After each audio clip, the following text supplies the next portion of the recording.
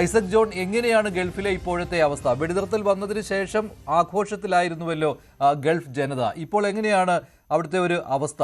ഈ ലെബനനിൽ ഇസ്രായേൽ നടത്തുന്ന ആക്രമണം തുടരുന്നുണ്ട്. ഹോർമുസിൽ ഇപ്പോഴും പ്രതിസന്ധിയാണ്. നാളെ ചർച്ചയും നടക്കാൻ പോവുകയാണ്. താങ്കൾ സൂചിപ്പിച്ച പോലെ വളരെ കറക്റ്റായിട്ടുള്ള കാര്യമാണ് പറഞ്ഞത്. ഈ സീസ് ഫയർ കൊണ്ട് ഇവിടെ ആൾക്കാർക്ക് താൽക്കാലികമായിട്ടുള്ളൊരു ചെറിയൊരു ആശ്വാസം ഉണ്ടായിട്ടുണ്ട് എന്ന് സംശയമില്ല. പക്ഷേ എങ്കിലും ജനങ്ങൾ ആശങ്കയിലാണ്.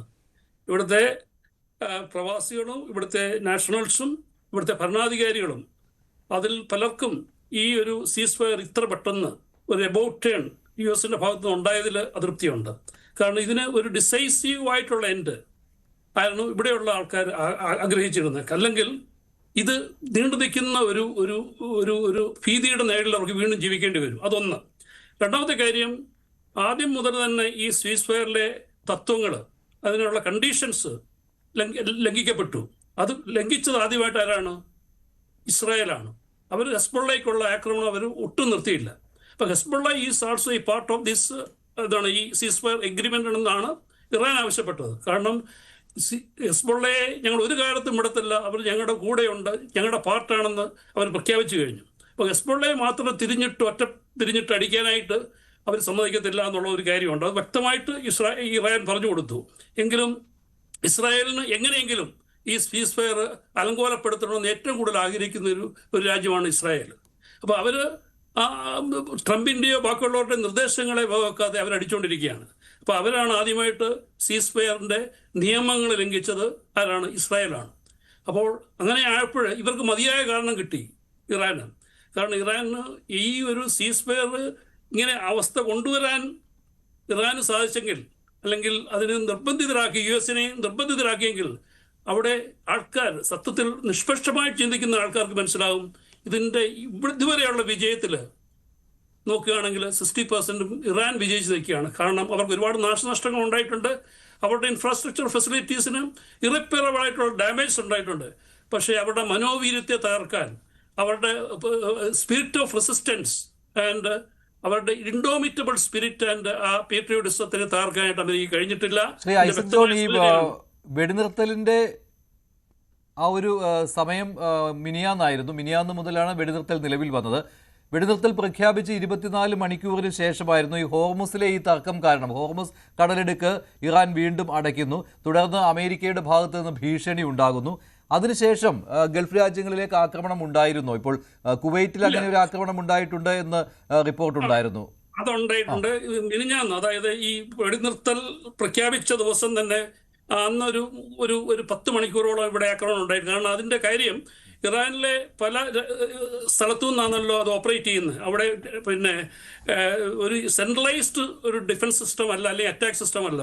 അവർ കുറച്ചുകൂടെ പിന്നെ ഡീസെൻട്രലൈസ്ഡ് ആണ്. അതുകൊണ്ട് അവിടെയൊക്കെ മെസ്സേജ് എത്തിക്കുവാനും അവിടെയൊക്കെ ഒരു കൺട്രോൾ കൊണ്ടുവരാനുള്ള താമസം കൊണ്ടാണ് അത് സംഭവിച്ചത്. അത് നേരത്തെ അവർ പറഞ്ഞിരുന്നു കുറച്ച് അത്. പക്ഷെ ഇന്നലെ വളരെ ശാന്തമായിരുന്നു. എക്സെപ്റ്റ് 1-2 സ്ഥലങ്ങളിൽ ചെറിയ പ്രശ്നങ്ങൾ ഉണ്ടായിട്ടുണ്ട്. എങ്കിലും താരതമ്യേന കമ്പാരിറ്റീവ്ലി ഓർ റിലേറ്റീവ്ലി വളരെ ശാന്തമായിരുന്നു ഈ കഴിഞ്ഞ 2 ദിവസം. പിന്നീട് ഈ ഇസ്രായേൽ നടത്തുന്ന ഈ ആക്രമണത്തെ ചെറുത്തുകൊണ്ടാണ് ഇറാന് ഇപ്പോഴും ശക്തമായിട്ട് ഹോർമൂസ് കടലിടുക്ക് അവരുടെ നിയന്ത്രണത്തിൽ കൊണ്ടുവരും എന്നുള്ള അവരുടെ പരമപ്രധാനമായിട്ട് കണ്ടീഷൻ അതാണ്. അതിൽ അവർക്ക് വേണ്ട സോവറിനിറ്റി, അതിന് വേണ്ട പവർ, അത് കൺട്രോൾ ചെയ്യാൻ. വെടിനിർത്തലിനോട് GCC രാജ്യങ്ങൾ വളരെ സന്തോഷത്തോടു കൂടിയാണ് പ്രതികരിച്ചത്. അല്ലേ? UAE-ൽ അങ്ങനെ ഒരു ആഘോഷം പോലും നടക്കുകയുണ്ടായി എന്ന് റിപ്പോർട്ടുണ്ടായിരുന്നു. എന്താണ് അത്?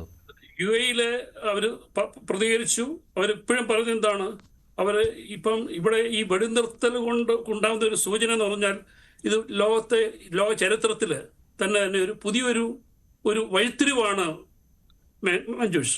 അതായത് പുതിയൊരു ലോകക്രമം, ഒരു മൾട്ടിപോളാർ വേൾഡിലേക്ക് അല്ലെങ്കിൽ ഒരു ബൈപോളാർ വേൾഡിലേക്കുള്ള ഒരു പിവോട്ടാണ് ഇപ്പം നടക്കാൻ പോകുന്നത്. കാരണം US-ന്റെ ഏകാധിപത്യം, ഡോമിനൻസ് അത് അവസാനിച്ചു എന്നുള്ളതിൻ്റെ സൂചനയും അതിൻ്റെ അതിൻ്റെ അവസാനത്തിൻ്റെ തുടക്കവും കൂടാണ് ഇപ്പോഴത്തെ ഈ അവസ്ഥ നിൽക്കുന്നത്. കാരണം US-നെ വിശ്വസിച്ച പലർക്കും അലൈസിനും അവർക്ക് ബീട്രേ ചെയ്യപ്പെട്ട പോലെയുള്ള ഒരു തോന്നലുണ്ടായിട്ടുള്ളതാണ് അതിൻ്റെ സത്യാവസ്ഥ. പലരും അസംതൃപ്തരാണ്. എങ്കിലും UAE ഇപ്പോഴും പറയുന്നത് എന്നാണ്, ഞങ്ങൾ, അതായത് യു എയിലെ നമ്മുടെ വിദേശകാര്യത്തിൻ്റെ വക്താവ് പറഞ്ഞത്, we are doubling on our confidence in USA and we will continue to strengthen our relationship Israel എന്ന് പറയുന്നുണ്ട്. അതൊരു വശത്ത് നിൽക്കുന്നു. പക്ഷേ ഇവിടെ ഏറ്റവും കൂടുതൽ പെട്ടുകിടക്കുന്നത് ട്രംപിൻ്റെ പോളിസിയുമാണ്.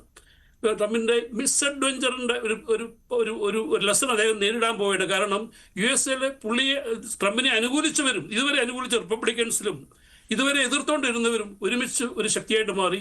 ശരി, താങ്കളിലേക്ക് വരാം. ശ്രീ ഐസക് ജോൺ. ശ്രീ സജിമോൻ ആന്റണി അമേരിക്കയിൽ നിന്ന് ചേരുകയാണ്. ശ്രീ സജിമോൻ ആന്റണി, ട്രംപിന്റെ പരാജയം എന്ന രീതിയിലാണ്, അത് വെടിനിർത്തലിന് നിർബന്ധിതനാകുന്നു എന്ന രീതിയിലായിരുന്നു മിനിയാന്നത്തെ സംഭവ വികാസങ്ങൾ. പക്ഷേ അതിനുശേഷം കൂടുതൽ വാർത്തകൾക്ക് news 18 Keralam YouTube channel subscribe ചെയ്യുക.